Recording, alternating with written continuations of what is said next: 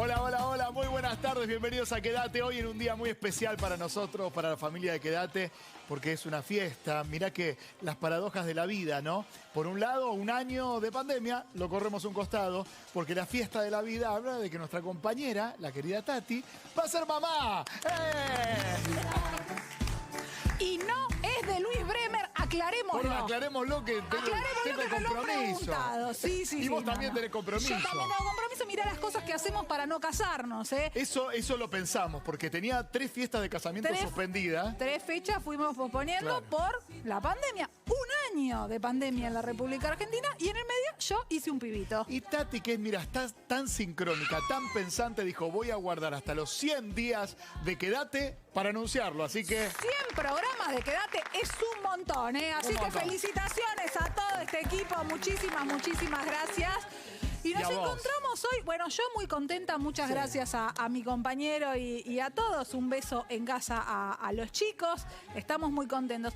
Pero cumpliendo un año de pandemia en la Argentina. Sí, y por eso todo confluye, ¿no? En el mismo análisis.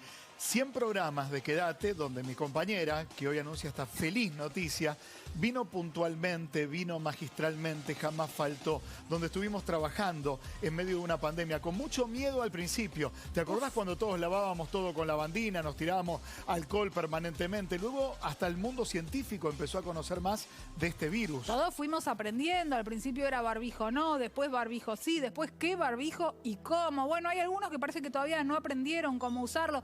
Después la ansiedad por la llegada de la vacuna, que finalmente llegó y hoy está costando mucho conseguirla. Pero pareciera que algunas cosas de la vida cambiaron para siempre. Sí, por lo pronto entender que esto no pasó, por lo pronto entender que aquellos que pensaban que la pandemia nos iba a devolver mejores seres humanos al mundo, bueno, no, hay una matriz que continúa, un 18%, no, perdón, 18 países acumulan el 90% de las vacunas. La matriz económica, el que tiene paga la vacuna y los demás vemos desfilar las vacunas en los países ricos del hemisferio norte, mientras que aguardamos que parte del cupo, ya no es cuestión de dinero, es cuestión de poder o de tener laboratorios propios, podamos acceder a la inmunidad artificial. ¿Y cómo nos preparamos para eso, para esta segunda ola que pareciera que está muy cerquita? Hablaron estos días el presidente de la Nación, habló la ministra de Salud, Carla Bisotti, ayer junto a sus pares de ciudad y de provincia, y nos tenemos que preparar, no queda otra, se viene la segunda ola y lo estamos viendo en muchos países.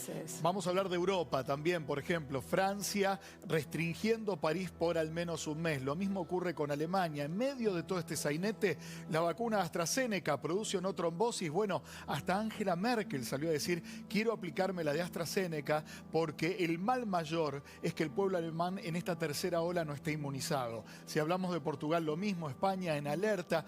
Estamos en un tiempo paradigmático para la humanidad y nosotros desde este punto del planeta tratando de ver cómo renovamos la solidaridad y los esfuerzos para cuidarnos entre todos. Un año de pandemia y una segunda ola que puede ser peor. Bueno, para hablar de esto está un especialista, ya lo hemos consultado en otras oportunidades y le agradecemos muchísimo al doctor Eduardo López. Gracias por acompañarnos. ¿Qué tal? ¿Cómo le va? Muy buenas tardes. Felicitaciones por el embarazo. Muchas gracias, doctor. Muchísimas gracias. Ahora, ¿se viene inevitablemente la segunda ola? A ver, un aumento de casos va a venir seguro por varios motivos. En primer lugar, porque estamos hoy con una meseta alta. Fíjese usted que estamos con 8.000 casos todos los días, con lo cual esto, si se sigue manteniendo a la medida que vaya aumentando el número de casos durante a medida que bajan las temperaturas, porque este es un virus que obviamente hemos aprendido que se maneja mejor con temperaturas bajas, es el mejor ejemplo de eso Europa, vamos a tener un aumento del número de casos importante. Si esto va a ser una segunda ola que realmente nos paralice, es lo que tenemos que evitar, ¿no? Y cuando uno vive paralizar, no solo que tengamos que hacer cuarentenas largas o cuarentenas, y también que el sistema de salud no se tense. Yo tengo la esperanza que el sistema de salud va a volver a responder como el año pasado, primero porque está mucho mejor preparado, en segundo lugar porque tenemos muchos más testeos, que el año pasado se hicieron pocos testeos, y este año una de las claves va a ser aumentar los testeos, y en tercer lugar, diríamos porque las cuarentenas largas han visto que no han sido útiles, pero es evidente que tenemos el riesgo de que el número de casos aumente significativamente, ¿no? Doctor, en otra entrevista que pude hacerle, usted me dijo hará alrededor de un mes y un poco más, que teníamos que llegar a junio con 14 millones de personas vacunadas sí o sí para no padecer víctimas humanas, un costo altísimo en nuestra sociedad. Sin embargo, hoy tenemos apenas un poquito más de 2 millones, hay 3 millones de vacunas prometidas desde China y luego un interrogante a futuro. ¿Cómo ve que enfrenta el país esta posibilidad de una nueva ola con esta escasez de vacunas? Bueno, yo creo que en primer lugar estamos vacunando poco, estamos atrasados con nuestros planes de vacunación. Y yo diría que la meta ahora es vacunar por lo menos a la población adulto mayor, que son 7,5 millones, ¿no? Y se está tratando de implantar algún mecanismo para vacunar con una dosis, diríamos, y después estirar un poco en el tiempo la segunda dosis. Diríamos, si nosotros no vacunamos al adulto mayor, no tenemos protegido al adulto mayor de 60 años, vamos a tener problemas desde el punto de vista del riesgo si aumenta el número de casos. ¿Por qué? Porque en primer lugar, la mortalidad en Argentina, 84-85% de los casos son adultos mayores de 65 años. En segundo lugar, por los que más utilizan, los que más se deben hospitalizar y pasar a terapia intensiva, es el adulto mayor, con o sin comorbilidades.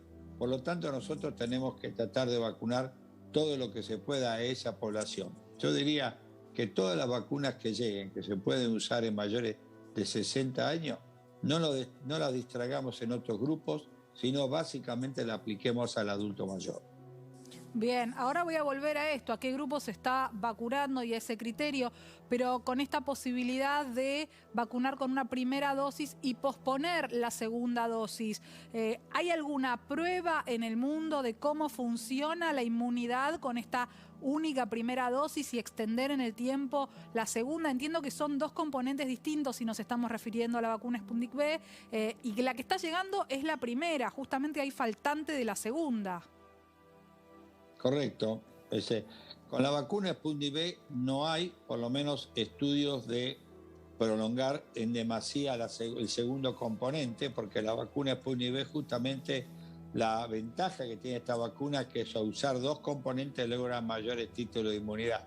Entonces, uno puede vacunar con la primera dosis y puede, según lo que el Instituto Gamaleya, el director del instituto, Alexander Ginsburg, comentó, se puede estirar la segunda dosis hasta 60 días, pero no mucho más allá de 60 días. Pero si usted vacuna con con el componente primero, tiene que inexorablemente vacunar con el componente segundo. En la vacuna si no, vamos a haber perdido la primera aplicación. Claro, usted tiene la primera aplicación con el primer componente, que es el adenovirus 26, y puede prolongarlo, en vez de dar a los 21 días, y repitiendo palabras del director del instituto, hasta los 60 días, y tiene que dar el segundo componente, que es el adenovirus 5. Con la vacuna de AstraZeneca es un poco diferente. La vacuna de AstraZeneca, la primera y segunda dosis son iguales, que son adenovirus de chimpancé. Y lo que se ha visto es que con una dosis va aumentando lentamente los anticuerpos y va aumentando la eficacia a medida que aumentan los anticuerpos, y uno puede tener títulos muy altos, con alta efectividad, con una dosis, a las 10 a 12 semanas de aplicada de la primera. Pero nuevamente, en algún momento, usted tiene que aplicar la segunda dosis, porque si no, con una sola dosis los títulos de anticuerpos probablemente caigan a través del tiempo. Claro. Son vacunas que están preparadas todas para 2 dosis. Ahora, uno puede diferir la segunda dosis, claro, pero en algún momento tiene que vacunar. Doctor, la vacuna china, tanto el CoronaVac como Sinopharm, no hay estudios que con una dosis haya comprobado eficacia, por lo cual, por lo menos hasta hoy, las vacunas chinas, cuando vuelvan, necesitamos 2 dosis. Bien, respecto a una de estas dos vacunas chinas, llegarían 3 millones de dosis según anticipó el gobierno. También hay versiones de un nuevo vuelo que partiría a Moscú por otra cantidad de miles de dosis. Un montón de dilemas en el medio sobre costos operativos. Lo importante es que lleguen rápido, claro está, porque hay gente que dice, ¿por qué mandan un avión por 300 o 400 mil dosis y no por 2 millones de dosis? Bueno, porque lo importante es que lleguen lo antes posible, porque si no de nada sirve tener 300 millones de dosis en el mes de diciembre. En el medio un mundo que se divide en sus lógicas, ¿no? Hablé con una prima en España que me dicen que allí solamente se aplican 2 vacunas, la de Pfizer y la de Johnson, ¿sí? Que es de una sola aplicación, pero que viene también muy lenta la vacunación, a tal punto que a ella le anticiparon que agosto, septiembre la vacunarían y tiene más de 65 años. ¿Por qué estos retrasos en países que tienen también otra espalda económica mucho más amplia que la nuestra? Bueno, en primer lugar porque España todavía no ha aceptado usar la vacuna de AstraZeneca después de los últimos datos que han tenido, que es la tercera vacuna que ellos iban a utilizar. Por otro lado, diríamos, es cierto que los países centrales que compraron temprano, diríamos, tienen acaparada la mayor cantidad de vacunas. Por eso cuando yo hablo de un plan B, es ir a buscar vacunas a Janssen, la vacuna a otros laboratorios, diríamos, para tratar de ir mitigando el déficit de vacunas. Entre llegar 300 o 500 mil vacunas y no llegar nada, es preferible 300 a 500 mil, pero es evidente que si nosotros no aumentamos el ritmo de vacunación, vamos a llegar al invierno sin tener vacunado a la población objetivo, que son los mayores de 60 años. Bueno, eso ¿no? pareciera estar claro por el anuncio del presidente y de la ministra de Salud, que lamentablemente nos excede la situación y no estamos pudiendo llegar. Doctor, para cerrar, vemos nuevas variantes en el mundo, vemos países que se vuelven a cerrar, vemos sistemas de salud como el de Brasil, país vecino, colapsado. ¿Se terminó el mundo como lo conocíamos? ¿No voy a volver a saludar a alguien con un beso nunca más? Yo creo que este año, por lo menos en la Argentina, vamos a seguir tomando las precauciones y es evidente para que el segundo rebrote o segunda ola, como quiera llamarse, no sea algo grave. Tenemos que seguir manteniendo los cuidados personales, como es el distanciamiento social, el lavado de manos, el uso apropiado de barbijo. En este tema, claro que el barbijo debe cubrir nariz y boca y ajustarse sobre el mentón. Yo veo mucha gente caminando con la nariz, con el barbijo y dejando libre la nariz. Eso es como si no tuviera barbijo. Y por otro lado, evitar las aglomeraciones. Y vamos a plantear la esperanza de que realmente consigamos vacunas para vacunar al adulto mayor. Si llegan esas 3 millones de Sinopharm, ya Sinopharm autorizó su uso en mayores de 60 años, toda esa vacuna había que aplicarla al adulto mayor. Porque Ojalá si no, sí realmente sea, doctor. sí va a estar tenso el sistema, ¿no? Ojalá que sí. Doctor Eduardo López, muchísimas gracias siempre por su claridad y por estar cuando lo necesitamos. Gracias. Muchas gracias y nuevamente felicitaciones y que siga todo el embarazo perfecto. Va a ser un chiquito de la pandemia, mire. Ya, perfecto. Muchas gracias, un beso. Y vamos de este gran doctor como el doctor López a hablar de una sección que inauguramos hace algunas semanas y que tiene distintos motivos, ¿sí? Y también, direcciones. En este caso tiene que ver con las imágenes de la pandemia. Nadie mejor que los fotógrafos para tomar, una vez que obturan la cámara, una instantánea que a veces puede durar muchos años, muchas décadas. Por ejemplo, contarnos, cuando haya pasado esta pandemia, cómo vivimos estos años, ¿no? Bueno, para ver estas imágenes y cómo va a quedar esto marcado en el recuerdo, está Sebastián Gil Miranda, desde Córdoba, si no me equivoco, ¿no? Sí, ahí está, Sebastián desde Córdoba. Muchísimas gracias, Sebastián, por acompañarnos. Hola, ¿cómo están? Un gusto, gracias por la invitación y bueno, es también una alegría poder compartir el proyecto con ustedes. Bueno, contanos un poco de qué se trata el proyecto. Bueno, es un proyecto que armamos con somos 18 fotógrafos de diferentes países latinoamericanos, estamos en 14 países distintos. Es increíble que ya estemos cumpliendo un año, ¿no? O sea, nosotros empezamos con el proyecto, ni bien llegaron los primeros casos a Argentina y Latinoamérica en general. Y lo que nos propusimos es crear un proyecto que permita construir una narrativa coral desde los diferentes países para tratar de entender los avances de la pandemia en toda la región, ¿no? Claro, Sebastián, en estas fotos, sobre todo, ¿no? En esta foto que estamos viendo a plano general, digamos, vemos imágenes de México, de Brasil, de Costa Rica. ¿De qué otros países pudieron retratar, ¿no?, la vida que nos cambió a todos? Sí, el relato, bueno, nace desde acá de Argentina hasta México, pasando por un montón de países. Como te decía, somos en 14 países distintos. Y es muy interesante también ver la evolución del virus, como va avanzando de manera distinta en los diferentes países también, ¿no? Y al estar conectados, nosotros tenemos reuniones todos los miércoles, vamos tratando de entender también cómo va la dinámica del proyecto y del registro, y tratando de abordar no solamente el contexto social, ¿no?, sino también tratando de entender las cuarentenas, las situaciones de aislamiento, cómo se vive particularmente también desde los diferentes sesgos sociales, los diferentes estratos, y dando mucho hincapié también a tratar de entender los que están más afectados, ¿no?, sobre todo. Sebastián, ¿cuál es la imagen que a vos más te conmueve? Mirá, es muy difícil reducir todo a una sola imagen, porque sinceramente la situación en Brasil, por ejemplo, en este momento en general, ¿no?, es fuertísimo. Hubieron como diferentes momentos.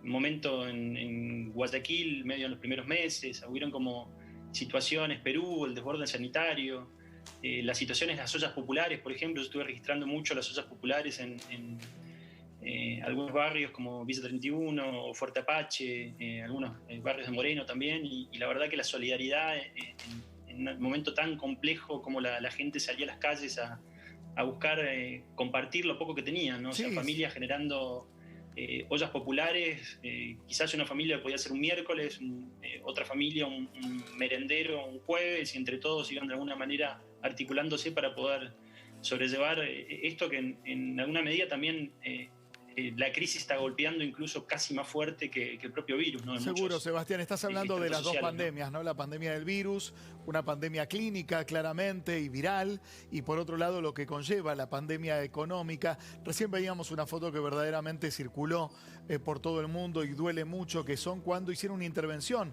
en una playa de Río de Janeiro mostrando tumbas a cielo abierto, interpelando la política sanitaria de Jair Bolsonaro. Digo esto porque Brasil en los últimos días verdaderamente está viviendo una tragedia mayúscula. Hubo uno de los días de esta semana donde murieron más de 3.400 personas en un solo día ante la ambivalente política sanitaria de Bolsonaro, que cambió 4 ministros de salud y todavía no se compromete con ella, ¿no? No, sin duda. Por eso decía, la situación de Brasil es tremenda. Esa foto que comentabas fue cuando Brasil había llegado a los 45.000 muertos. Después volvieron a hacer una instalación semejante cuando llegaron a los 100.000. Bueno, si hubiesen seguido haciendo instalaciones, la verdad que hoy por hoy la cantidad de afectados y muertes es infernal, y sobre todo la desidia, ¿no? O sea, a mí me tocó estar en diciembre en Río de Janeiro por un trabajo. Y la verdad que la situación es terrorífica, claro, tremenda, y también, bueno, hay como en general poca conciencia también, ¿no? O sea, una conciencia menor, pero creo que eso también viene dada desde las políticas sanitarias que baja el propio gobierno, ¿no? ¿Cómo imaginan que va a seguir esto? ¿Qué imaginan reflejar en fotos en esta segunda ola que está empezando a golpear muy fuerte? Bueno, parece increíble, ¿no? Pero es como si fuera una especie de déjà vu, porque estamos cumpliendo un año ahora y vuelta a empezar. Y el año pasó de una manera también muy particular, ¿no? O sea, tan extraña como se vivió toda la propia situación, ¿no? O sea, es como hay una especie de destiempo, ¿no? Y en todo el mundo, creo, no sabemos bien cómo va a seguir ni hasta cuándo. Sebastián, en un ratito... El tema del... En un ratito vamos a estar hablando... Bueno, eso ayude a paliar y que llegue lo antes posible y puedan la mayor cantidad de personas, sobre todo los que estén más en situación de riesgo, claro, tengan acceso a la vacuna, ¿no? Hoy, por ejemplo, a la mañana mi padre fue vacunado con la Sputnik, con la primera dosis, así que bueno, esperaremos. ¿Qué sentiste ahí en ese que llegue la momento? segunda y que llegue para mi madre también, que está Sebastián, cerca de los 80 años, ¿no? No sé si me estás escuchando bien. ¿Qué sentiste en ese momento cuando hoy a tu viejo tuvo la fortuna de ser vacunado? Bueno, la verdad, yo me pasé prácticamente 10 meses sin ver a mis padres, ¿no? Nos vimos recién a fin de año con todos los recaudos posibles. Ya habían pasado 10 meses y los vi 2 o 3 veces simplemente. Ellos estaban esperando muchísimo el momento de la vacunación, ¿no? Y bueno, le llegó a mi padre primero. Él está, bueno, como muy contento con eso y bueno, es una tranquilidad y una alegría también. Ya había sido vacunado la semana anterior mi hermano, que es médico. Y bueno, ahora estamos esperando que llegue para mi madre, ¿no? Hubo fotógrafos que se animaron a salir a la calle cuando nadie podía salir, ¿no, Sebastián? Sí, yo tuve en ese sentido una situación bastante particular, ¿no? O sea, al principio salía simplemente como todos al mercado, a sacar a pasear a la perrita, viendo el vacío que era abrumante realmente, pero aprovechaba también eso, salir con la cámara, ¿no? Y después, en la medida que fue avanzando al segundo o tercer mes, empecé a salir un poco más y a meternos, sobre todo yo trabajo mucho en temas humanitarios, sociales y ambientales, ¿no? Entonces empecé a tratar de entender qué estaba pasando en los barrios populares y cómo estaban viviendo la situación y bueno, hice un trabajo bastante grande en la Villa 31 al principio, con los bomberos voluntarios, en el momento que habían estado más de 15 a 20 días sin suministro de agua, que fue terrorífico, la verdad, y trabajando justamente con los bomberos que literalmente, ¿no? Era un montón de focos de incendio que se fueron multiplicando justamente por la propia cuarentena y por la falta de agua, y cómo los bomberos los tenías que ver apagando incendios prácticamente sin agua, ¿no? Porque era justamente, agua que salía como si fuera un chorrito, un hilito de agua. Para Sebastián, plantas, ¿no? Justamente un sábado nos sorprendió. La verdad que tremendo, ¿no? En este programa, un sábado, nos sorprendió la noticia de la muerte de Ramona Medina, una militante del barrio 31, que venía pidiendo hacía 9 días un poco de agua para limpiarse las manos. Difícilmente podían combatir el COVID si no había agua para higienizarse. Finalmente lo pagó con su vida y dejó a sus hijos sin una madre. Y recordamos muy, muy firmemente ese caso, el de Ramona Medina, aquí. Sí, fue durísimo, fue un golpe muy fuerte. A mí me tocó justamente entrevistar también a una integrante del cuerpo de bomberos voluntarios de ahí de la Villa 31, que era vecina de Ramona, y tanto ella como 5 de sus 6 hijos estuvieron contagiados, estuvieron internados, estuvieron bastante grave y bueno, ni bien se recuperaron, decidieron ellos mismos montar un comedor comunitario en su casa para tratar de ayudar a sus vecinos, ¿no? O sea, sintiendo que ya estaban inmunizados por haber tenido el virus, decidieron hacer algo. Y bueno, esos son algunos de los casos, ¿no? Que decía que son tremendos, ¿no? O sea, la mujer se llama Susana, ella y sus hijos, la verdad que son un ejemplo tremendo. Y bueno, me contó un montón de historias justamente de cómo fue afectando a los vecinos, ¿no? Y el tema de Ramona, ¿no? Cómo la pandemia muestra lo peor de nosotros, pero también lo mejor de nosotros, la solidaridad. Vemos ejemplos todos los días de vecinos y de gente que ha hecho y dejado de hacer de todo para ayudar a alguien. Muchísimas gracias, Sebastián, por la comunicación y por compartir las imágenes con nosotros. Muchísimas gracias a ustedes. Que tengan buenas tardes. Bueno, y vamos ahora de las fotos a nuestra mente. ¿Por qué? Porque en el mes de abril del año pasado ya nos escuchabas en este programa diciendo quién se ocupa de la contención de la población que va a tener que vivir encerrada, aislada. No nos escucharon mucho en ninguno de los distritos, acá no hay banderías políticas, porque primero se privilegiaba el cuerpo, poder curar o poder prevenir a aquellas personas para que no contraigan el coronavirus. Sin embargo, ahora, 2021, un nuevo desafío. ¿Y cómo vamos a vivir cerebral, mentalmente, esta nueva etapa? Lloro, de solo pensarlo, lloro. Esto nos decía la gente en la calle. A un año de la pandemia, ¿en qué cambió tu vida? Y mucho, desde las normas de higiene, en la parte laboral, es todo muy distinto. Mucho miedo en el principio, después nos fuimos acostumbrando. Mucho de llorar en el baño para hacerla fuerte para que no decaiga la familia, ¿no? ¿Qué es lo positivo que rescatas de este año? Lo mejor que me pasó es que estoy sana. Estuve con mi esposa más tiempo. Bajé mucho de peso, me puse a hacer yoga, bastante deporte, saliendo a correr. Aprendimos a cocinar más, compartimos más en familia. Descansé mucho, cultivé acelga, tomate, lechuga. Lo más difícil que tuvo... Difícil es por ahí no estar conectada. A veces no podía dormir porque estaba muy descansado. Hubo mucha gente que con esto ha perdido su laburo o por el tema de lo que es paciente de riesgo o que hubo reducción de personal y perdieron el trabajo. Estar con mi familia, con mi hijo, que me vienen a visitar y se quedan en el auto en la puerta de mi casa. ¿Qué mensaje nos deja el COVID como sociedad? Nos ayudó un poco a pensar en nosotros mismos, ¿no? O sea, que estas cosas pueden pasar, que uno tiene que tener la fortaleza para poder continuar, y esto es lo que nosotros hemos hecho todo el tiempo. Muchos quizás nos hemos unido un poco más. Aprender a valorar lo importante, los cambios internos por la familia y por los amigos. ¿Cómo te ves de acá a un año? Ojalá, mira, mi deseo, ojalá que estemos todos vacunados. Ojalá que sin tapaboca y bueno, y seguir cuidándonos. Creo que vamos a estar mejor. Yo siento que esto va a pasar. Hay que poner esperanza para el país, porque tenemos el mejor país del mundo. Muy positivos todos, los vi muy positivos a todos, pero también algunas cuestiones. ¿Qué perdimos? Perdimos gente querida, perdimos salud, perdimos trabajo, perdimos ingresos, perdimos horas presenciales de los chicos en el colegio y perdimos salud mental. Graciela Moreschi, muchísimas gracias por estar con nosotros. Bueno, un gusto, la verdad es un gusto estar acá. Sí, perdimos mucho, pero también es cierto que en una crisis hay cambios.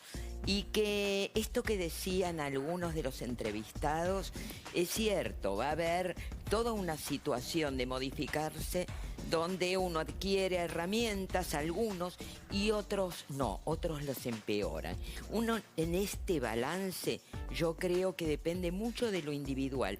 Pasó de todo, cambiaron los vínculos, la manera de relacionarse, algunos tienen que modificar la forma de trabajar y otros han perdido el trabajo, han perdido gente, han atravesado duelos. Es decir, hay una cantidad de situaciones diferentes y hay gente que la estuvo pasando muchísimo peor.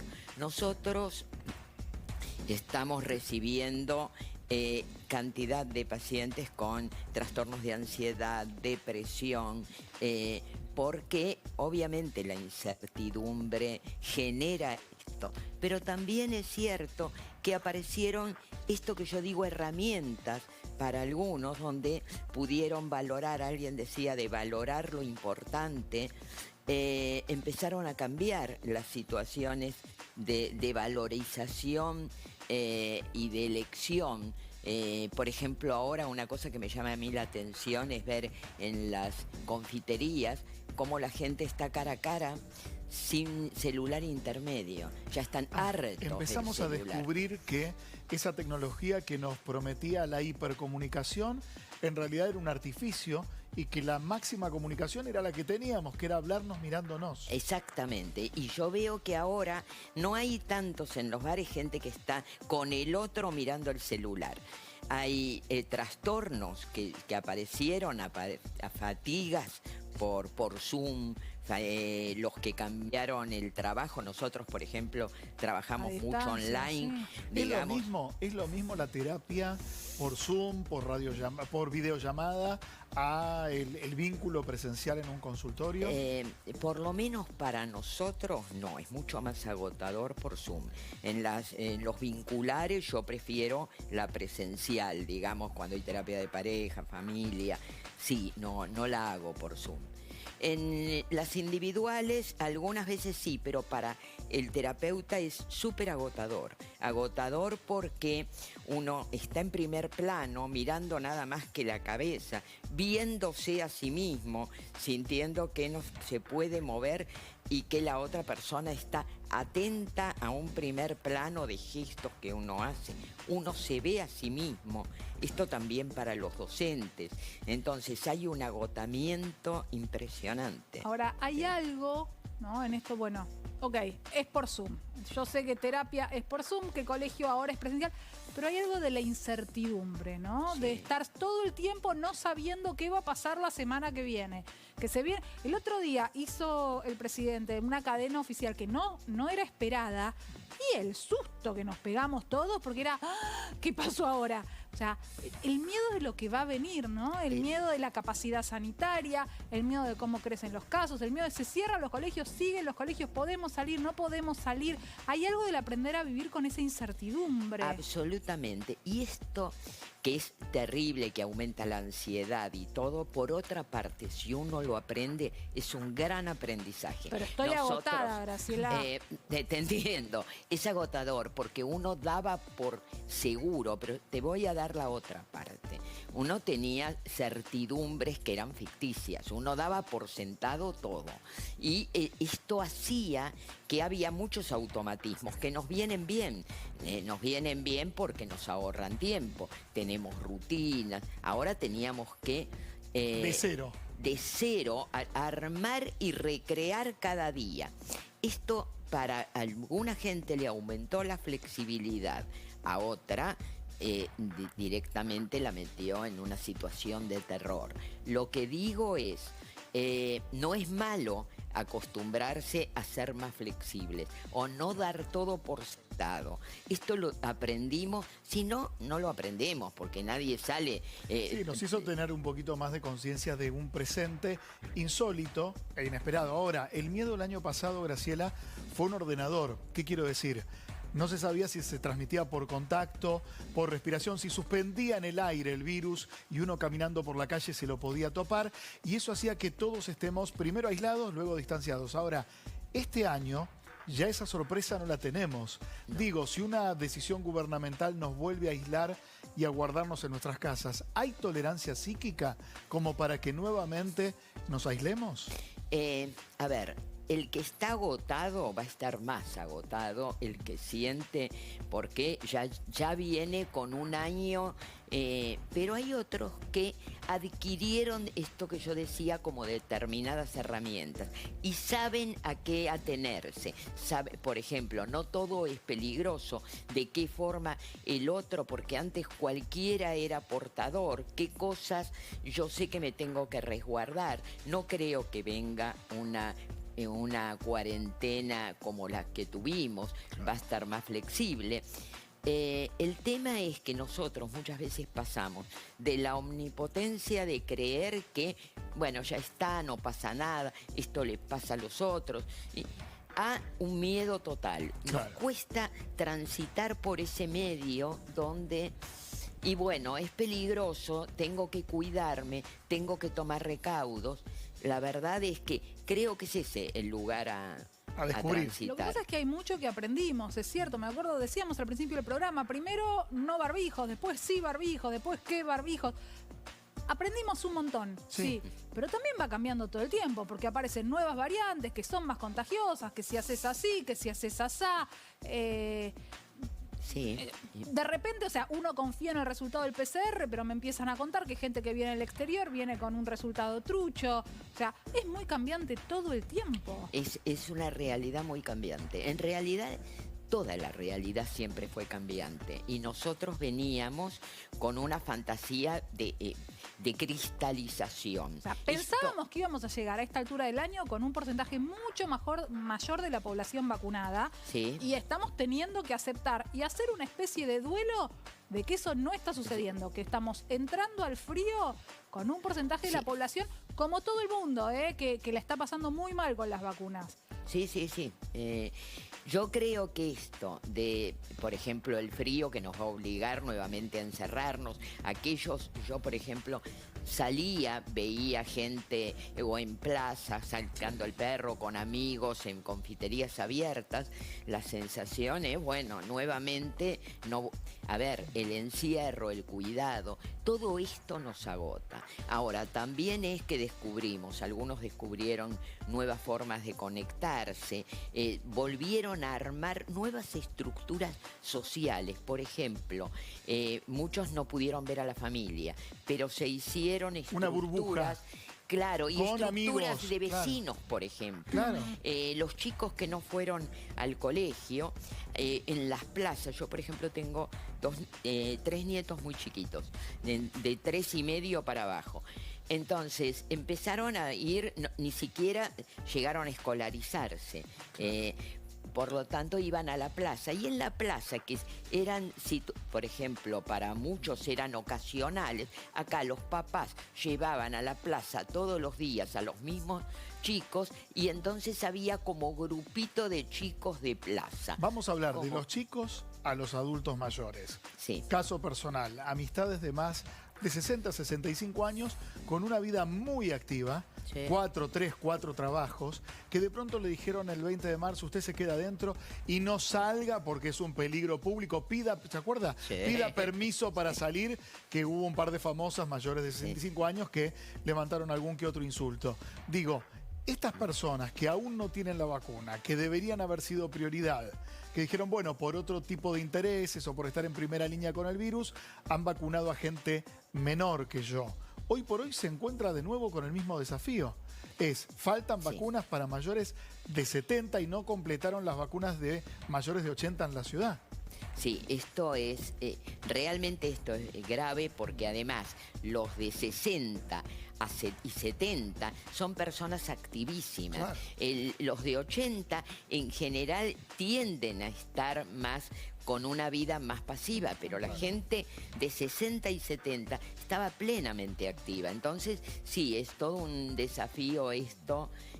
Algunos no volvieron a retomar el trabajo, otros cambian la forma de ¿Qué trabajo. herramienta le podemos dar para decir, bueno, no desesperen? No. Hay 2 o 3 trucos como para capear el temporal. Mira, una que voy a pasar como un chivo, pero en mi cuenta de Instagram, que es Graciela Norma Moreschi, está lunes, miércoles y viernes subo videos. Y desde te cuento, del 29 de abril hubo píldoras formativas de emociones y conductas. Todos días seguidos son 13 videitos que tienen que ver con cómo controlar la depresión, la angustia, los miedos. Trabajo cada una de las emociones. Bueno, dicho esto, que puede ayudar, yo diría que una de las cuestiones importantes en las relaciones es primero tener un espacio de privacidad donde los que viven, si viven en un ambiente muy chico, que la privacidad sea temporal. Ahora te toca a vos, de tal hora a tal hora te dejo y yo me hago cargo del resto y hacé lo que quieras, porque es fundamental tener un espacio para uno. Esto en general para la gente que está encerrada, que vive en ambientes chicos. Esto es una de las cuestiones principales. La otra es las conexiones por internet, aprender a tenerlas, tratar no de estar hablando todo el día, de hacer rituales. Rituales con amigos, donde hoy nos encontramos a tomar el té por WhatsApp. Una red social. Exacto, con una red social. Entonces, no cara a cara, sino, bueno, con el ritual de comer o de encontrarse con otros, donde uno se prepara la comida, el otro también brinda, nace.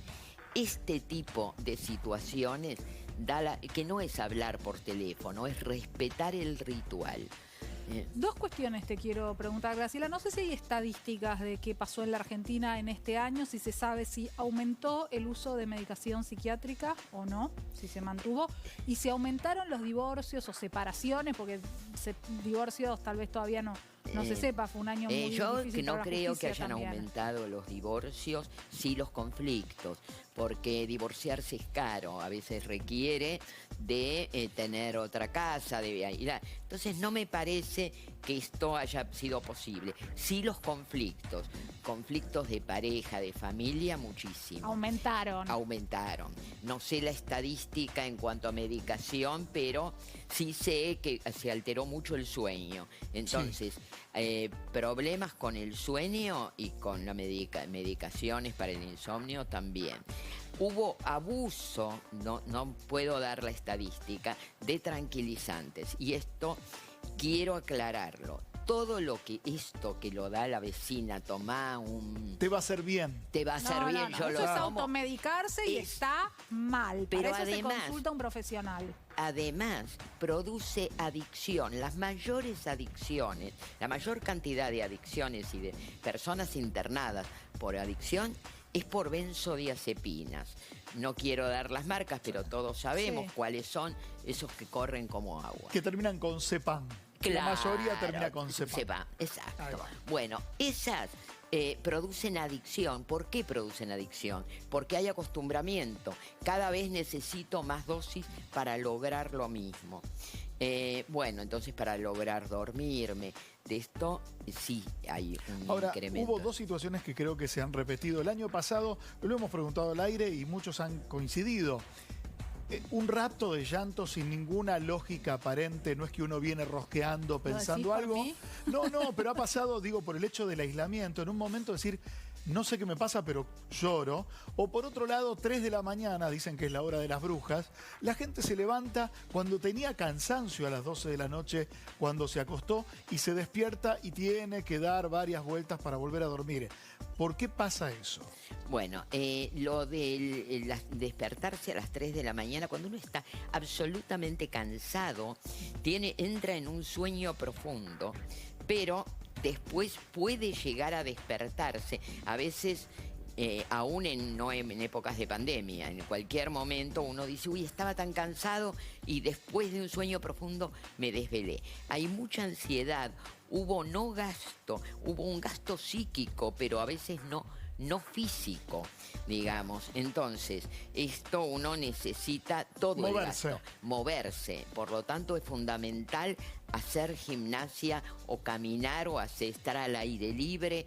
Esto yo lo recomendé durante inclusive la cuarentena. Bueno, salgamos a pasear la bolsa, pero hagamos algo porque estar encerrado produce muchísima angustia y el llanto tiene que ver con toda la tensión contenida y la sensación de no salida. Cuando uno siente que está encerrado y no ve una luz en el camino, esto que vos decías, bueno, pero otro año así, esta sensación de no salida que uno la ha tenido con la vacuna o este año viene menos, fue durísimo ver que hay cepas y que en Europa se volvió a... Hablábamos de ansiedad y de dificultades para dormir. Esto afectó mucho a los chicos también. Sí. Empezaron a aparecer chicos con trastornos de ansiedad en mayor cantidad de lo que estábamos acostumbrados. Sí, yo con los chicos, además de no estar escolarizados, de estar las 24 horas con los padres y con padres que muchas veces tenían un nivel de estrés y de angustia que era enorme. Entonces, estos chicos, a ver, que de pronto tenían un ámbito diferente donde poder descargar pares, el juego, de pronto se encontraron encerrados con mamás y papás que estaban tensos, preocupados por ellos. Entonces, obviamente, los chicos tienen mayor capacidad de resiliencia que los adultos, pero, a ver, tenemos que sanear a todo el núcleo familiar. A veces son también el síntoma de todo el grupo familiar. Digo, cuando hay padres, abuelos que entienden la situación, que no saben cómo van a salir de esto y manifiestan angustia de manera más sutil, el niño puede hasta ser síntoma de todo ese grupo familiar. Claro, totalmente. Y ahora, por ejemplo, una de las cuestiones que también va a ser un desafío para los padres es, en la escuela también no hay rutinas. El romper las rutinas es como muy desorganizador. Antes uno sabía, bueno, lo dejo al nene en la escuela y lo voy a buscar a tal hora. Ahora resulta que la burbuja que faltó un chico y ahora todo el... Hay que aislar al resto. Hay algo que dijo... Tengo 3 pibes en casa en 3 colegios distintos. ¿Te digo? Complicado. Sí. Estornuda uno y empezás a rezar, más o menos. Pero claro, bueno, este estrés es terrible. Poder entender que estamos con un nivel de estrés porque el estrés es la adaptación a situaciones nuevas. Y estamos adaptándonos a todos, a tener a los chicos, a los cambios de rutinas, a estar con el otro, a un trabajo diferente. También se rompió una fantasía que la dijo acá Vero Lozano, ¿te acordás cuando estuvo? Que lo dijo claramente. Los afectos no están diseñados para ser vividos 24 horas. Y nosotros fuimos criados, la mayoría de nuestras generaciones, con la fantasía de lo primero es la familia, con la familia no falta nada. Pará, yo amaré a mis padres, pero no quiero estar 24 horas con ellos, o a mi pareja, o a mis hijos, ¿no? Totalmente, y cuando estás 24 horas, en realidad tenés unas ganas de salir, de irte, que después da culpa, ¿no? Pero... Graciela, subieron mucho los niveles de irritabilidad también. Sí. ¿Eso está vinculado a la ansiedad, al estrés? ¿A qué? ¿Por qué estamos que nos enojamos? Me mira mal Luis y yo lo mando a la conchinchina. Bueno, a ver, la irritación está justamente ligada a la bronca, a la frustración, al estrés y a la depresión. A veces es un síntoma inicial de depresión. La gente no se pone triste, está enojada e irritable. Y entonces, cuando sabemos que esa irritación tiene que ver con depresión, cuando además está acompañada de desesperanza, y de esto no salgo, entonces, bueno, quizás está iniciándose una depresión porque hay mucha frustración. Ahí hay que consultar. Claro, y por lo menos, no necesariamente, no es para ser medicado, pero para poder ver otra salida, otro camino, para...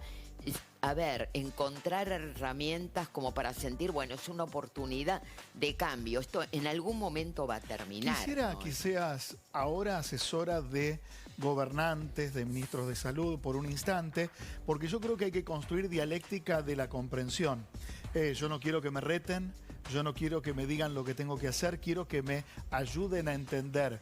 ¿Qué le modificarías o qué le sumarías a los discursos de todos los políticos, de todos los distritos? ¿Qué tienen que tener en cuenta a la hora de hablar mirando una cámara y aconsejar a la población? Yo creo que tendrían que, hablar primero desde el lugar de ponerse en el lugar del otro, de entender lo difícil que es y dar alternativas. Como por ejemplo, abrir, así como en los grupos sociales, bueno, va a haber gente que llama a lugares donde pueden recurrir, lugares por internet o por lo que fuera. O de asistencia psicológica. De asistencia psicológica, de asistencia técnica, porque la soledad de la gente mayor que no ha podido conectarse porque no sabe manejar un celular, bueno, ¿qué pasa? Llamados por teléfono. A los jóvenes también, porque a los jóvenes probablemente es a los que más se los reta. Yo, por ejemplo, creo que habría que evitar particularmente los viajes de egresados, digamos, hay como límites que sí se pueden poner. Bueno, hay cosas que probablemente este año, pero se puedan suspender, pero hay otras que no, como ámbitos donde les enseñamos a estar en burbujas, porque los jóvenes, los chicos, necesitan socializar. Claro. No es que no deben, bueno, tal vez no tengan que irse afuera, porque... pero pueden tener 2 o 3 personas con las que juntarse. Claro, y armar burbujas, ayudar a esto. Entonces, creo que el discurso es poder ponerse, poder ser... entender las distintas dificultades y poder dar recursos que no son caros, porque hay mucha gente de salud mental que está dispuesta a dar recursos y a dar otro tipo de atención. Graciela, muchísimas gracias. Siempre es un placer escucharte y seguirte en Instagram también, ¿eh? Así que muchísimas gracias. Bueno, gracias a ustedes. Me encantó la entrevista. Buenísimo. Nos vemos prontito, seguramente. Vamos ahora sí a a la realidad más dura, la realidad de Brasil, que tiene que ver con estos picos de más de 3.400 muertos en un solo día. Ya en los hospitales de San Pablo, el Hospital Central, por ejemplo, hubo 3 personas que murieron esperando, Tati, un respirador.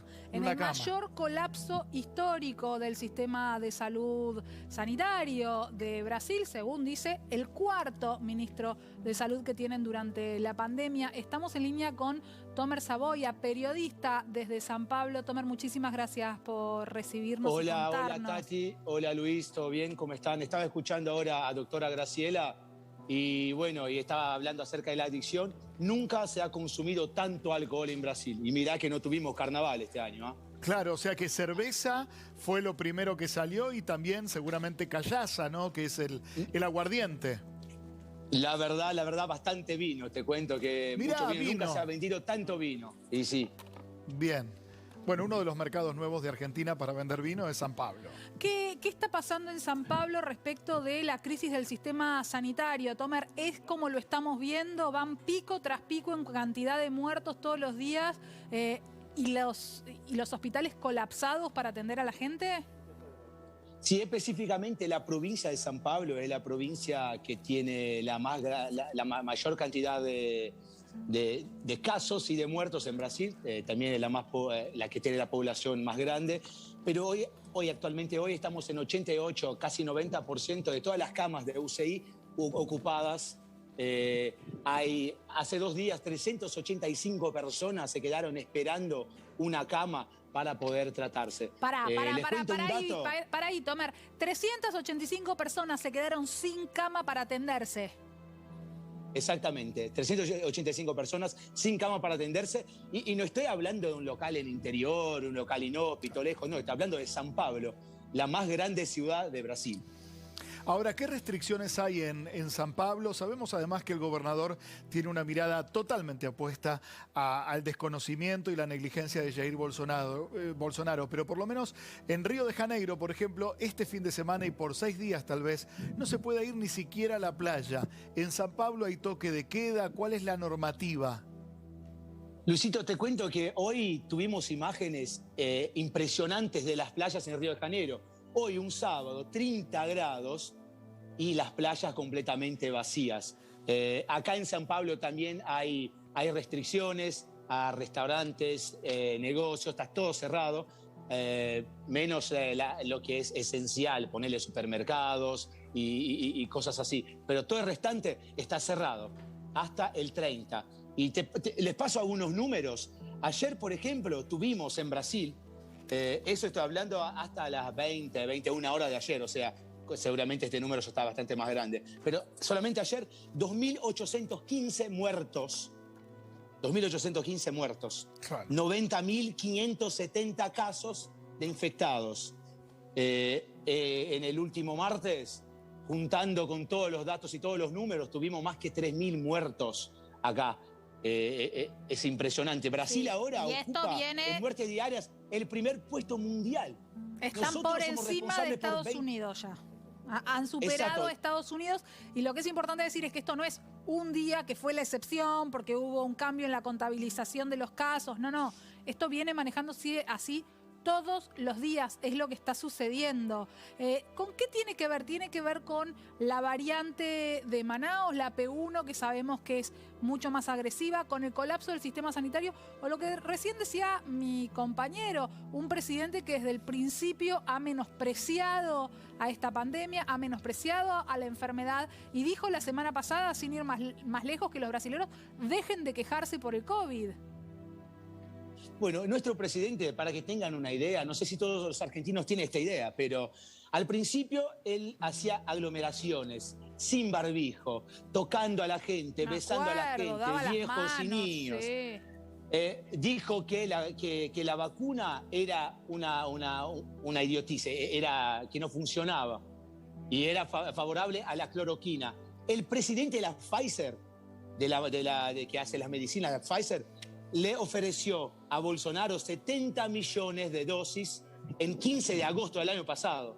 y él recusó y dijo, ¿qué vacuna? Vacuna no me importa, quiero cloroquina. Ha comprado millones en cloroquina que no nos sirve para absolutamente nada. No, la cloroquina, vamos a repetirlo, Tomer, está desaconsejada por la Organización Mundial de la Salud y por la Organización Panamericana de la Salud. O sea, no genera remisión de un cuadro de infección de coronavirus. También en su momento el gobierno dictatorial de Bolivia, que afortunadamente se corrió ya de ese plano, había aconsejado tomar dióxido de cloro y lo promovía gratuitamente en las plazas cuando moría la gente sin oxígeno. Igual que en Ecuador, donde el oxígeno había que pagarlo y hacer una fila para comprar un tubo, y el que no tenía plata se quedaba literalmente muerto en la vereda. Un paisaje terrible que vemos que en Brasil continúa, lamentablemente. ¿Y qué otras medidas van a tomar dentro de San Pablo para contrarrestar esta segunda ola? Bueno, no solamente en San Pablo, pero todo Brasil ahora, el tema del lockdown está muy fuerte, pero hay una división entre la población brasileña. La sociedad brasileña está dividida. Muchos creen que el lockdown es lo mejor que tenemos que hacer. Estamos en un momento de muchas muertes. No tenemos camas en los hospitales. O sea, quedémonos en casa. Pero otra persona dice, bueno, vamos a no quedar en casa y sin trabajo, no tenemos plata, no tenemos comida y la gente se va a morir igual. O sea, hoy en día está muy dividida la sociedad brasileña en relación a este tema. Y bueno, y no sabemos lo que va a pasar. Todos los días, te cuento, Luis, todos los días, hace 21 días, el promedio móvil de muertes en Brasil crece y bate récord, y llega a un nuevo récord. Actualmente, el promedio móvil de nosotros está 2.173. O sea, terrible. Sumando los últimos 7 días, el promedio de muertes por día es 2.173. En medio de esta situación, aguárdame, Tomer, por lo menos tenemos vacuna ahora de alguna forma, Luis. Bien. Porque, bueno, te cuento que ayer el gobierno ha firmado un acuerdo con Pfizer y con Janssen. Vamos a tener 100 millones de dosis de Pfizer y 38 millones de dosis de Janssen. Hasta anteayer, la primera dosis fue aplicada en 10 millones, casi 11 millones de brasileños. Hay que aclarar que esos 130 y pico de millones de dosis no son inmediatas, van a ir llegando a Brasil a lo largo del año, ¿correcto? Hasta diciembre, Tati, hasta diciembre. Bien. Y bueno, es que a nosotros nos decís hoy un par de millones de dosis y nos tiramos de cabeza. Me decís 130 millones de dosis. Digo, hay un acuerdo de intención, digamos, está realizada la compra, pero van a ir llegando en el transcurso del año. Igual 130 millones es para mitad del país. Claro. Sí. Porque son 2 dosis. Bueno, pero por igual eso. Es un montón. Por eso, digo, además de los convenios, acá la Argentina tiene firmado 5 convenios. Ahora, el tema es que estén después las vacunas. Hablando de vacunas, en nuestro país ya hay más de 3 millones vacunadas. Vamos ahora a una información de último momento. Mañana parte un nuevo vuelo a Moscú para buscar nuevas dosis de la Sputnik V. Por lo tanto, digo, dentro de esta actualización que tiene que hacer Gamaleya por un contrato firmado en diciembre del año pasado, nuevo cargamento de Sputnik V que llegará al país. Ahora, Tomer, uno de los puntos que acá está en discusión y hoy estuvimos hablando con un infectólogo muy importante, tiene que ver con a quiénes se aplica la vacuna. ¿Cómo son las prioridades en Brasil para la aplicación de la vacuna? ¿Quiénes reciben las pocas vacunas que hay hoy? Bueno, los datos son, hasta ahora 5% de la población brasilera recibió la primera dosis y 1.9, 2% la segunda dosis. Primeramente, profesionales de salud. O sea, profesionales de la salud es la primera línea de la batalla, está muy bien. O sea, todavía no empezaron a vacunar a adultos mayores. Y después de eso, después que vacunaron todos a los profesionales de salud y los de limpieza en hospitales, los que están cerca del problema también y que no son necesariamente profesionales de salud, pero están involucrados en el sistema. Pero son personal que trabaja en el sistema de salud, sí. Ellos también, por supuesto. Ahora arrancó con la gente más grande. O sea, mi abuela, por ejemplo, ya fue vacunada. Mi viejo, que tiene 70 años, adelantaron las fechas. El 27, de 70 años a 69 años, la gente va a ser vacunada. O sea, el criterio es prácticamente etario acá en Brasil, por todo el país. Sí. Y fue cambiando, digamos, la celeridad por lo pronto en San Pablo. Hay otros distritos en el sur del país que todavía no accedieron a las vacunas para toda la franja etaria de 80 años, pero vemos que en una ciudad industrial tan poderosa como San Pablo han acelerado un poco los tiempos. Pero Luisito, te cuento una cosa, si no fuera suficiente confrontar a una pandemia, confrontar a casi 3.000 muertos diariamente, nosotros estamos confrontando con algo que a los argentinos le va a causar calafríos, que es algo que llega cerca de una censura. ¿Por qué? Porque con toda la forma, por ejemplo, el Ministerio Público ayer pidió para que Bolsonaro sea afastado de la administración acerca de la crisis de COVID, acerca del Ministerio de la Salud, de Economía y la Casa Civil. Y que el vicepresidente Mourão sería. Que el vicepresidente Mourão se encargue de eso y que Bolsonaro no se encargue más de eso. Porque hay cuestiones políticas que están entrando ahora. Y mucha gente protestando en contra de Bolsonaro le ha llamado de genocida. Perdóname, mi castellano es bueno, soy brasileño, mi castellano es bueno, tal vez muy alguna palabra bueno. que otra no me sale. No, es muy bueno tu castellano. Ahora, 4 le están llamando genocida, pero él quiere prender a estas personas, o sea... estoy hablando de youtubers famosos, estoy hablando de conductores de noticieros que recibieron intimaciones por hablar mal del presidente, que en mi modestísima opinión de periodista es el primer paso de la censura de una dictadura que me causa cosas malas solamente de pensar. 4 ministros de salud han pasado en Brasil durante la pandemia. ¿Qué es lo que pasa con esto? Al principio el primer ministro de la Salud no supo cómo administrar. Vino otro que fue una marioneta de Bolsonaro, que intentaba hacer algo, pero que tampoco sabía, hasta que él llamó a uno de derecha como él, el general Pazuello, que hizo todo lo que quería él y que, por ejemplo, hizo cosas como cuestionar. El Ministerio de la Salud tenía la responsabilidad por la administración de oxígeno en los hospitales. Y si no es el Ministerio de la Salud, yo no sé quién sería. Bueno, quiero ir ahí. Quiero ir ahí. ¿Quién ha llegado? Colapso del sistema sanitario. Recién me decías, 385 personas el otro día no pudieron ser atendidas. Contame lo más gráficamente posible cómo es la situación cuando un paciente en estado crítico llega a un hospital y no tiene cama para ser internado. Bueno, te cuento que en muchísimos hospitales acá hubo gente que se ha quedado en las ambulancias. O sea, la ambulancia tenía un paciente, la ambulancia tiene una estructura básica y mínima para cuidar de un paciente, y así estaba la ambulancia, y la ambulancia no podía salir a otro llamado, porque este paciente no tenía dónde ingresar en el hospital. Lo usaban como Pero el que más me impresiona, teníamos hospitales de campaña, un montón de estadios de fútbol tenían hospitales de campaña, un montón de camas estaban listas, y en el medio de la guerra se desarmaron todo. Tomer, hablando de estadios de fútbol, a ver, corregime, creo que soy muy futbolero yo. Veo el estadio del Palmeiras cerca tuyo, ¿puede ser? Exactamente, acá está el Allianz Parque, estamos acá, la verdad, en el barrio de Perdices, Pompeya, acá está el estadio de Palmeiras, pero yo te cuento que soy hincha de San Pablo. Esa, muy bien. Tatuado en la piel. Sos de Atlanta, me están diciendo acá. Y sí. Vamos, que le ganamos a Chacarita, Dime una cosa, ¿puedo aprovechar? Yo también, Tomer. No, por eso, Tati, ¿puedo un segundo? Es nuestro momento. Quiero aprovechar que estoy en Red Nacional en Argentina, que es un país que amo tanto, y quería mandar un fuerte saludo a una banda que me ha tocado fuerte el corazón y el alma. Una banda de Villa Crespo, la banda de los Bohemios. Sí. Club Atlético Atlanta. Le quiero un montón. Y a lo de Chacarita, que sigan llorando. Le ganamos con 9 adentro de su casa. Con 9 y con un arbitraje espantoso, Tomer. Y si no nos chorea AFA este año, Atlanta sube. Permítanme rescatar este móvil. Tomer, muchas gracias porque estamos desbarrancando.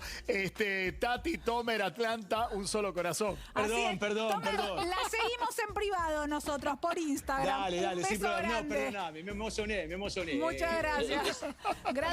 Gracias por la charla y vamos a seguir de cerca, por supuesto, lo que está pasando en Brasil. No pensaste... Gente, cuídense, Argentina, cuídense, todo el pueblo argentino, usen el barbijo, alcohol gel, quédense en casa, Cuídense. Dale, un beso grande. Abrazo grande, Valeu, Tomer. gente, un beso. Beijo. Adeu, No aguanta pensaste Atlanta. nunca Jamás. compartir un programa en el que yo hablara del arbitraje de un partido de fútbol. No, y Atlanta Chacarita me sorprendió gratamente. Ahora vamos a hablar de las costumbres que fueron cambiando en este año. Porque de verdad, todo cambió. En el principio, ¿te acordás, Tati, no? Todos en casa, ¿qué hacíamos? No comprábamos ropa para salir porque no se salía. Limpiábamos. Se gastaba más en elementos de limpieza y se cocinaba como si fuéramos un Masa programa madre. de cocina. Descubrí que existía la masa madre. Cambiaron muchísimo los hábitos de consumo y para hablar de eso, por supuesto, nuestra compañera Carolina Suárez. ¿Cómo están, chicos? Bueno, felicitaciones, Tati. Gracias, Caro. La verdad es que cambiamos y muchísimo en lo que tuvo que ver con este 2020 y ahora el 2021 que nos fuimos adaptando. Bien decías, Luis, pijama en vez de zapatillas, en vez de Pantuflas vestirnos. en vez de zapatillas. Exactamente. Ahí va. Y a ver, nos fuimos adaptando en todo sentido. La cocina estuvo presente desde el día 1, podríamos Claro. decir. Hay aparatos de cocina que llegan a costar 56.000 pesos, batidoras, mezcladoras, que yo digo que es un auto o una batidora. Bueno, pero ahora son fundamentales. En realidad lo fueron hasta un momento del año. Ustedes recuerdan que fuimos cambiando con la pandemia y llegaron algunos picos a mitad de año que hicieron pensar muy distinto lo que tenía que ver con relación al año anterior. Pero vamos a repasar, si les parece, qué pasó con algunas de las cuestiones. La movilidad, primera. Fíjense, en la Argentina, en 2020, y escuchen bien, se vendieron 1.700.000 bicicletas. Ahí va. 70.000 son del exterior, pero la gran mayoría se producen en el país, por supuesto. Y monopatines, que es el segundo ítem, se vendieron algo así como 10.000 unidades. No llegaron a 10.000 unidades. Estamos hablando de un producto premium, Luis. Son más costosos. Sí, de entre 60 y 100.000 pesos. O sea, no es un juguete, no estamos hablando del monopatín típico para los chicos, sino para los adultos, que es para ir al trabajo y volver. En ambos casos la idea es la misma, no compartir el transporte con nadie. Evitar el transporte público. Exactamente. Y cómo llegar al trabajo. Y te viene bárbaro, con los aumentos de nafta te viene fantástico. Sí, igual te ahora aviso. sí. No es de las únicas. Esto pasó en el mundo. Hay países donde no se consiguen bicicletas. El dato es México y Ecuador. No hay comercialización de bicicletas porque no se producen. En el mundo hay 500 millones de bici usuarios. 500 millones de personas. Yo tengo una teoría, pero no es para hoy, es para otro momento, que hay una gran anarquía en los ciclistas, porque viste que el peatón pasamos a ser como el último orejón del tarro, pero en buena hora. La dictadura del ciclista.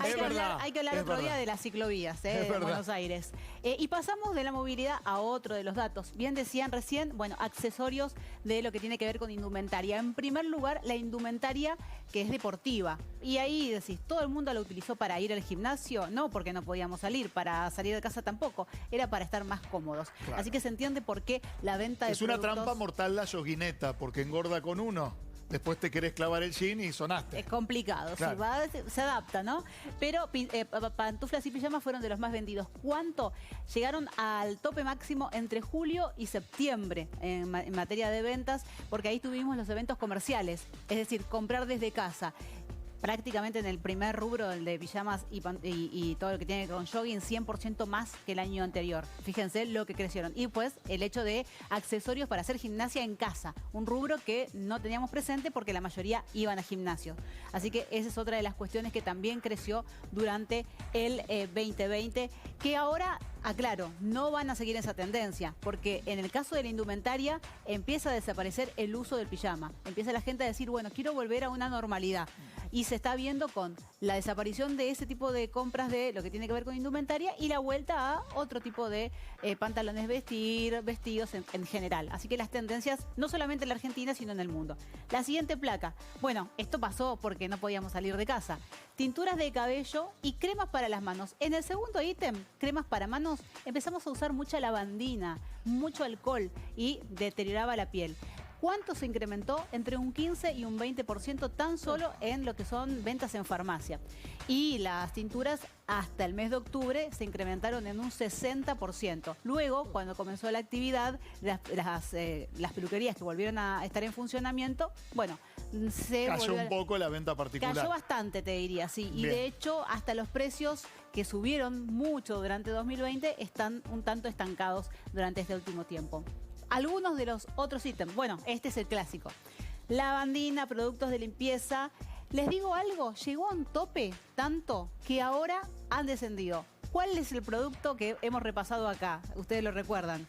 para limpiar los pisos. Quiero no decir, no sé, es marca, pero todos hemos usado la mopa. Es así, fue el producto estrella de la temporada. Fue el producto estrella del 2020. En abril me rompieron dos igual, te aviso, no lo quiero hacer chido. Y cuestan una fortuna encima. Claro. Dios mío. El más económico cuesta 1.700 pesos y el más caro entre 5.500 y 6.000 pesos. Yo tuve un gran descubrimiento. Gracias, pandemia, tenemos que abrir como un canal de comunicación con los televidentes. Por la lavandina en gel. Parece una pavada del año cero, pero no salpica, es práctica. Tiras un chorrito ahí en el baño y como que resolvés rápido. La que tiene picos útil para redirigir también. Así que bueno, pues fuimos descubriendo. No son algunos, ¿no? El tema del alcohol. Ustedes recuerdan que fue la primera resolución que tomó el gobierno nacional el año pasado para poner tope por la cantidad de productos que no se conseguía y también los precios que se habían. Un par de meses en los que era imposible conseguir alcohol o alcohol en gel y se vendían en las plataformas de internet a precios exorbitantes. Y el barbijo es el producto estrella, si se quiere. De hecho, tenemos uno que es fabricación nacional y reutilizable. Exactamente, que además ha batido récord y que a esta hora, por esto ya se está pensando en fábricas fuera del país, o sea, ha llegado a producir bueno, un dato que hay que decir respecto de los barbijos, los comunes, no los barbijos quirúrgicos que no los tenemos que usar nosotros, es que en un año hubo más de 20 empresas que se empezaron a dedicar, que eran textiles, y empezaron a dedicarse a la producción de barbijos. Entonces hay más oferta ahora. Ese fue un fenómeno mundial. Se replicó en España, en Estados Unidos, todas las empresas textiles ahora son fabricantes de barbijos. Y después están los caseros, que no se puede tener una referencia de cuántos se han fabricado, porque hay gente que con máquina de coser en mano hizo un emprendimiento propio durante la pandemia. Seguimos con otras plaquitas. Bueno, este es el dato, los huevos. Hablamos mucho durante el 2021. El maple de huevos era el objeto del deseo. 350 pesos, ¿te acordás, Tati? Sí. 350 pesos y alguno llegó a usar a 400 pesos esas 2 docenas y media, las 30 unidades del huevo. Bueno, ¿cuánto comimos durante 2021? Llegamos a tocar el techo. 301 huevos cada argentino. ¡Epa! ¿Eso es porque es una proteína económica o porque nos enviciamos con la cocina y tenemos el colesterol por las nubes? En principio fue el atractivo de la cocina, pero eso duró muy poco. Luego empezó a aumentar la carne, el pollo, que era la competencia directa de los cortes vacunos, y ahí empezamos a ver cómo se convirtió en el reemplazo natural. Así que se entiende por qué esta lógica. Aumentaron un 40% en relación al 2019. Tenemos más de otros aumentos. Ferretería y todo lo que es jardinería. Bueno, aquí ferretería fueron uno de los rubros. No hice nada, qué mal que me estoy sintiendo. Todo lo que estoy viendo, no hice gimnasia en casa, no cociné masa madre, no hice jardinería, no hice... Estuve todos los días acá de lunes a lunes, pero no hice nada. ¿No descubriste las suculentas? Sí, es como una planta de plástico. Las compré, pero no las planté yo. No importa, pero te da la sensación de que somos jardineros. De verdad, no las regás, las despreciás. Ni las mirás cuando entras a tu casa y crecen solas. Es que Luis entró en la estadística, en 1 de cada 4 porteños que decidió dedicarse a la jardinería. Así que es el dato que se refleja ahí. Y las ferreterías que siempre fueron esenciales, por eso empezamos a reparar. ¿Se acuerdan de faltantes de productos de lo que tenía que ver con reparaciones en casa y luego materiales de la construcción? Y pinturas también, porque mucha gente se puso a pintar dentro de la casa. Sí, y la gente que se había quedado sin trabajo y en esto de a dónde destino el dinero, bueno, a mejorar la casa. Por eso se hicieron durante este 2020 récord de reparación, de refacción en realidad, de cocinas y baños, como nunca. Vamos al siguiente ítem, si les parece. Bueno, computadoras, tablets y accesorios, juegos de mesa y rompecabezas. En el segundo caso, juegos de mesa y rompecabezas, realmente lo hablamos acá, duplicaron y de producción nacional. Es decir, muy bien funcionó. Pese a que durante 2 meses estuvieron sin poder trabajar las fábricas nacionales porque había restricción. Y muchos tomamos el trabajo de volver a revisar juegos de infancia. Sí. Por ejemplo, yo me descubrí en las vacaciones jugando al dominó con mi sobrino y no sabía que era un juego tan pavo. O sea, cuando yo era chico me divertía. Y dije, verdaderamente estaba mal los psicológicamente. Juegos de mesa también, ¿no? Pero el dominó, córranlo de su vida, hace mal, trae mala suerte, algo pasa. ¿Querés probar con la escoba del 15? Ese es divertido, la canasta. Bueno, probamos. Y a esto le tenemos que sumar, además de lo que es producto de canasta tecnológica, porque usamos para estudiar en casa y para trabajar también, lo que hace televisores. ¿Saben cuántos televisores se vendieron? Casi 2 millones de televisores. 700.000 aire acondicionados y 6 millones de celulares. ¿Qué otros años? En lo que es televisores y teléfonos celulares estuvieron casi empatados, te voy a decir. De hecho, se empezaron a vender siempre a partir del mes de julio. Un dato interesante con los celulares, dicho sea de paso, es que ¿se acuerdan la venta contra factura de las empresas de telefonía que nos venden contra factura? Chao, se acabó. No hay más porque hay falta de pago. Es un dato interesante para analizar en otro momento. Seguimos, más allá de la tecnología y los juegos, con este. Este es uno de los rubros que vivió dos realidades, porque por un lado fue de los más castigados. Cuando hablamos de cosas que se vendieron, sí, calzado, indumentaria, se vendió online, pero desaparecieron muchos locales. Sí. Lamentablemente este es el dato duro, Luis. En la Argentina cerraron 90.000 locales comerciales y 41.000 pymes. Bueno, gastronomía, indumentaria y calzado fueron los que recibieron el golpe de frente porque nadie salía y si no salís no consumís eso. Hotelería tiene en la actualidad 8% de actividad. O sea, no, es imposible, no pueden sostenerse prácticamente. Una novedad sobre esto, el gobierno de la Ciudad de Buenos Aires, hay que destacarlo, mandó un proyecto de ley para que no paguen ABL hoteles en la Ciudad de Buenos Aires. Esperemos se apruebe porque es una mínima mano mientras que tratan de bancar a los empleados como pueden, ¿no? Me sorprendió la semana pasada por una situación, tuve que averiguar el precio de una noche de un hotel acá en Palermo, que en otro momento hubiera sido fortuna, porque precios internacionales y demás. Me sorprendió lo barato que era. Sí, claro. Sí. Bueno, de hecho hubo en el verano muchas salidas de parejas que se iban 2 días a algún hotel dentro de la ciudad y hubo muchísimas promociones, pero siguen porque, te decía, el número es bajísimo. Y lo que es a la reactivación del sector gastronómico también, muy bajo. Caro, gracias por todos los detalles de todo lo que nos cambió en el año. Vamos a seguir ahora hablando de consumo, pero vamos a estimular a la gente a que compre un producto en particular. Gracias, Caro. Por favor, se vienen las Pascuas y vamos a hablar de huevos de Pascua, pero de huevos muy particulares, porque son los que hacen en la cooperativa La Juanita y ahí está nuestra compañera Maru Leone con ellos.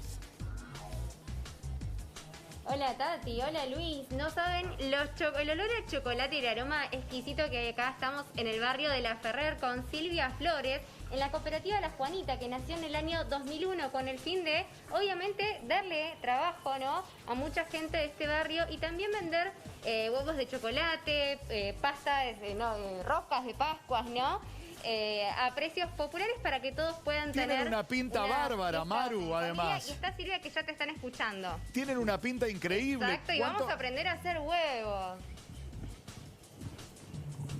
A ver. Sí, y sobre todo tiene un costado social muy importante, que es poder demostrar que cuando se quiere se puede, que muchas veces la falta de oportunidades en barrios como los nuestros, perdón que no escucho bien, a veces la generación de oportunidades es lo que transforma la realidad y la integración social, porque acá hay un montón de empresas, de personas de otro sector de la sociedad que colaboran para que este proyecto sea realidad.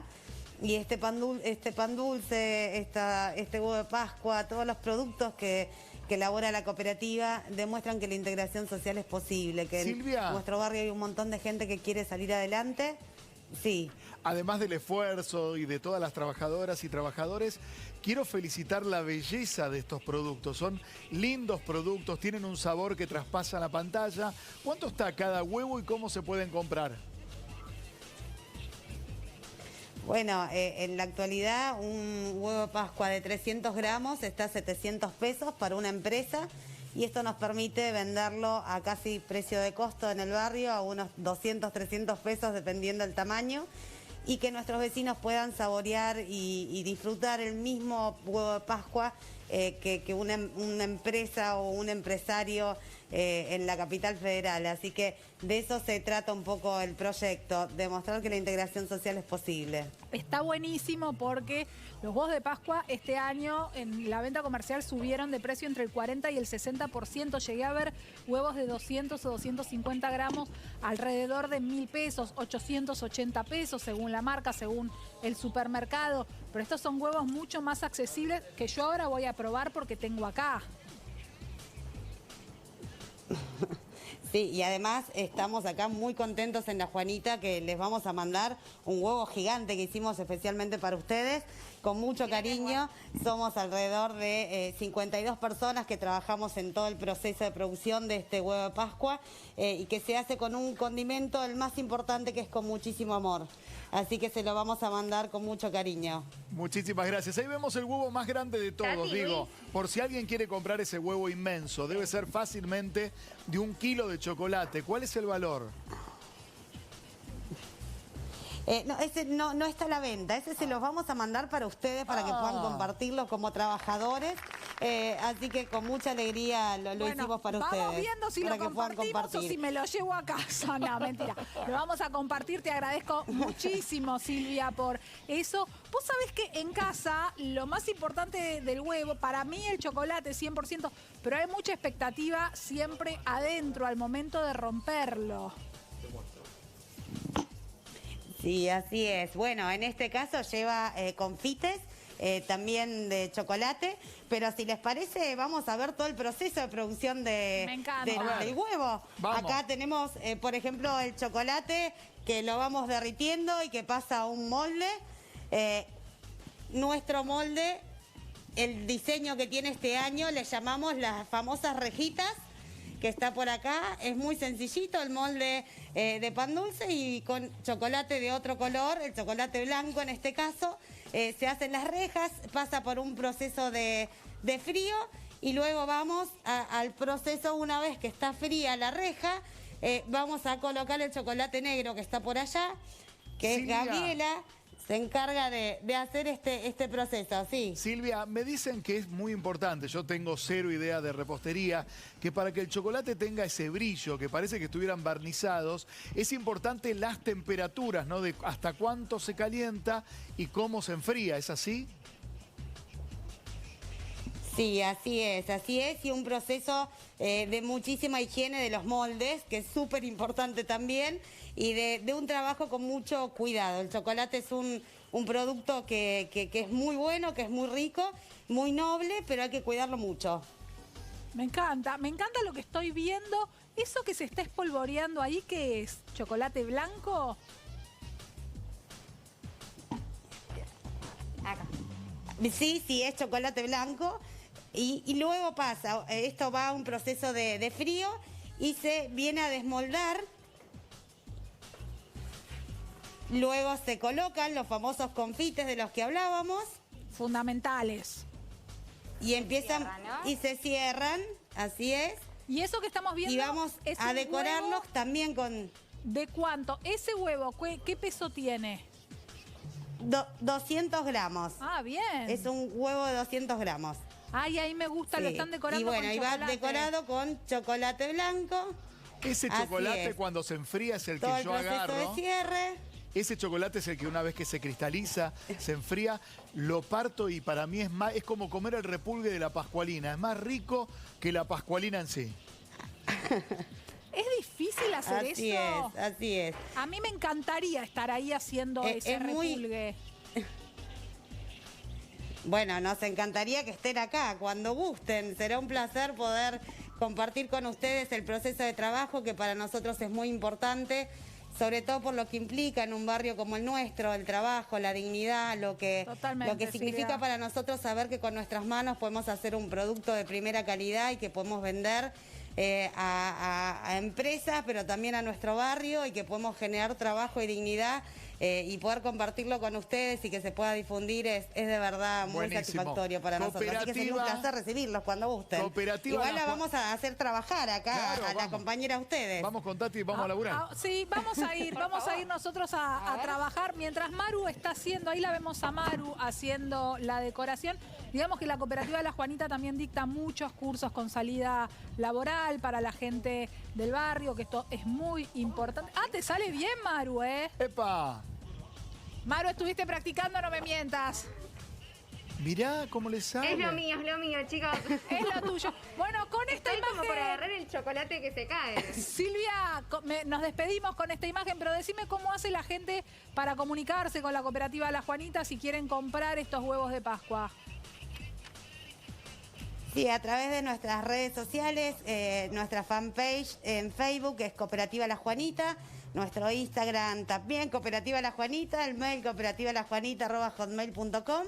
Así que va a ser un placer que se contacten y ver qué más cosas podemos hacer, porque a veces no es solo comprar un huevo, sino la posibilidad de apadrinar un niño, sino también las enormes posibilidades que existen de brindar un curso, de dar una oportunidad y de conocer nuestra institución, que es lo que más nos interesa. Se va a inundar de mensajes. Que somos todos...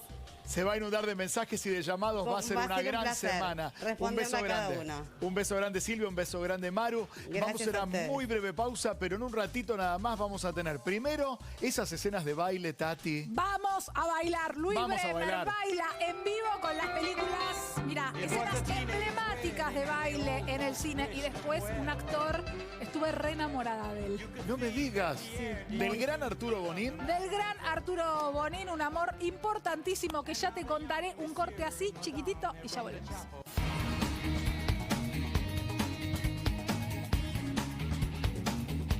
Hoy fue un quedate especial, porque este quedate tuvo 3 conductores, porque está Tati esperando un bebé. ¿A vos decís que a partir de ahora somos 3? Tiene que pagar cachet, señor Luciano, le digo al productor. Que me paguen el sueldo. Luciano, somos 3.